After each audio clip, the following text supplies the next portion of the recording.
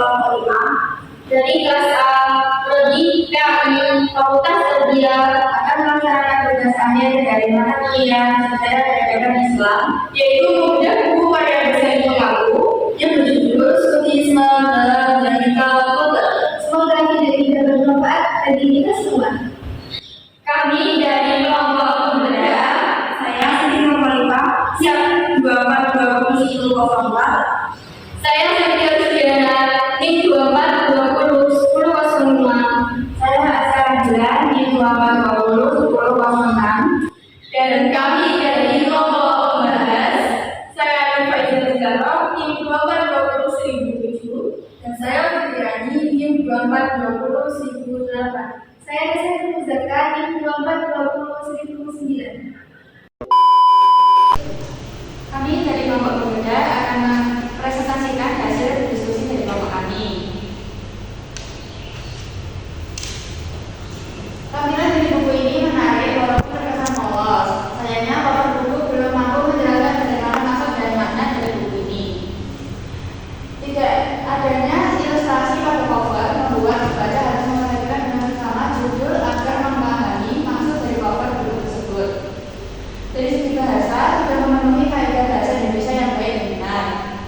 Meski demikian, bahasa yang digunakan sedikit berbelit dan menggunakan istilah yang sulit dipahami tanpa penjelasan, sehingga pembaca yang awam pada keilmuan tersebut kesulitan untuk memahami isi dari buku.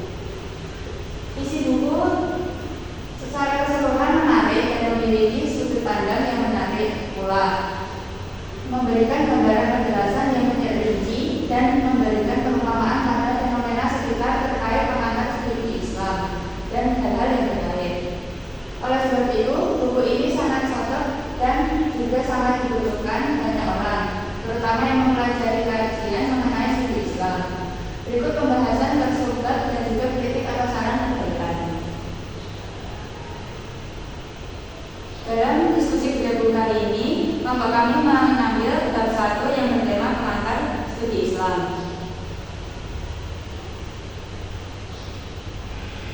A. Pengantar studi Islam. Dalam subbab ini membahas tentang studi Islam melibatkan pemahaman nilai-nilai Islam secara dogmatis dan aplikatif. Ia bertujuan untuk menganalisis nilai-nilai Islam dan merelasikannya dalam kehidupan sehari-hari. Studi ini mendorong kesadaran dan keyakinan terhadap kebenaran Islam serta melahirkan keragaman perilaku keagamaan yang kaya makna. Yang kedua, urgensi studi Islam. Subbab kedua membahas urgensi dari studi Islam. Studi Islam semakin penting di era globalisasi, di mana umat Islam menghadapi tantangan dari kehidupan dunia dan budaya modern. Umat Islam dituntut untuk berpikir kritis dan melahirkan konsep pemikiran yang cemerlang untuk mengatasi perkembangan modern. Studi Islam merupakan rangkaian strategi-strategi yang disusun para pengkaji untuk mewujudkan kajian Islam kontemporer. Melalui pendekatan objektif dan rasional dapat memberikan alternatif pemecahan masalah.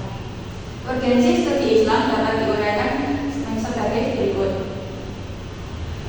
Yang pertama, umat Islam saat ini berada dalam kondisi problematis, yang dimana tantangan ini dihadapi umat Islam dalam menghadapi dunia modern yang semakin berkembang. Umat Islam dihadapkan pada kebutuhan untuk melakukan gerakan pemikiran yang dapat memberikan solusi terhadap masalah-masalah yang muncul dalam masyarakat, dengan tetap berpegang pada ajaran-ajaran asli Islam yang bersumber dari Al-Quran dan Sunnah. Problematis di masa kontemporer diantaranya gerakan pemikiran Islam yang cemerlang dan operasional, pembaruan dan reintegrasi ajaran Islam, kesulitan dalam menghadapi masalah sosial dan praktis, yang terakhir perlunya aturan dan nilai universal. Yang kedua, manusia mendapat kehormatan menjadi khalifah di muka bumi untuk mengolah alam beserta isinya. Tugas kekhalifahan di bumi hanya dapat tercapai dengan keseimbangan antara ilmu dan iman.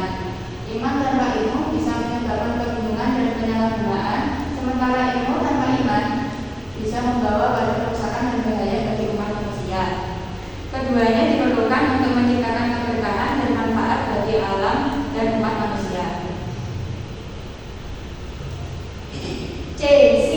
Aplikasi studi Islam. Mempelajari agama bukanlah hal eksklusif pemeluknya, tetapi juga diperbolehkan bagi yang berbeda agama, bagi pemeluk agama sendiri.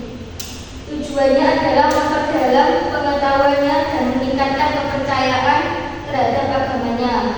Studi Islam dapat mengubah pemahaman dan penghayatan keislaman masyarakat Muslim secara khusus dan masyarakat beragama pada umumnya. Pentingnya studi terhadap ide-ide normatif dalam Al-Quran untuk mendapatkan pemahaman yang lebih mendalam dan tekstual tentang Islam. Pemahaman normatif yang berasal dari teks suci dalam harus dipadukan dengan pendekatan kontekstual historis agar dapat memberikan gambaran yang utuh mengenai Islam. D. Tujuan studi Islam.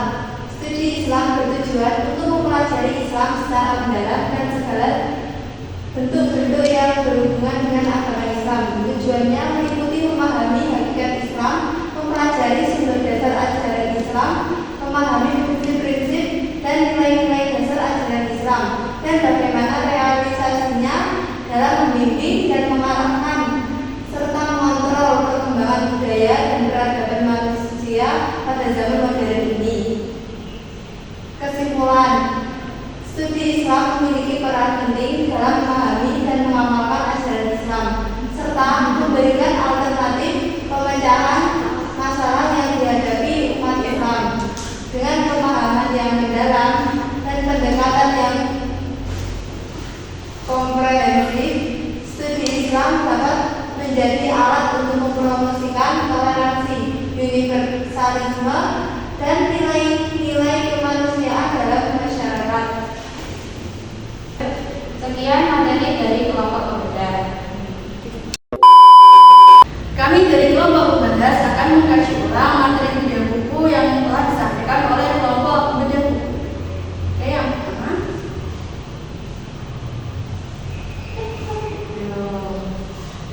pertama. Pengantar studi Islam. Studi ini berfungsi untuk menilai dan mengamalkan nilai-nilai Islam dalam kehidupan sehari-hari. Karena menurut pandangan Islam, pendidikan itu sangat penting dan syariat Islam tidak akan dihayati dan diamalkan oleh umatnya kalau hanya diajarkan saja. Untuk itu, agar agama Islam bisa diamalkan oleh umatnya, tidak hanya teoritis tetapi juga praktis, maka umat Islam diharuskan dididik melalui proses pendidikan, sebagaimana yang telah dilakukan oleh Nabi Muhammad SAW dalam mengajak orang untuk beriman dan beramal serta berakhlak yang baik sesuai dengan ajaran Islam dengan berbagai metode dan pendekatan, sehingga beliau adalah seorang pendidik yang berhasil. Yang pertama, pengertian studi Islam. Studi ini mendorong kesadaran dan keyakinan terhadap kebenaran Islam serta melahirkan keberagaman perilaku keagamaan yang kaya makna. Studi Islam adalah sebuah dasar mengenai agama Islam. Studi ini bertujuan untuk memberikan pemahaman yang komprehensif tentang Islam, mulai dari sumber-sumber ajarannya, sejarah perkembangannya, hingga penerapannya dalam kehidupan sehari-hari. Sumber-sumber ajaran Islam yakni Al-Quran, hadis, dan ijtihad. Pemahaman terhadap sumber-sumber ajaran Islam kemudian melahirkan disiplin ilmu, fikih, tauhid, dan tasawuf. Singkatnya, studi Islam adalah pintu gerbang untuk memahami Islam secara luas dan mendalam dan bagaimana mengaplikasikannya di lingkungan sekitar. Oke, yang berikutnya adalah urgensi studi Islam.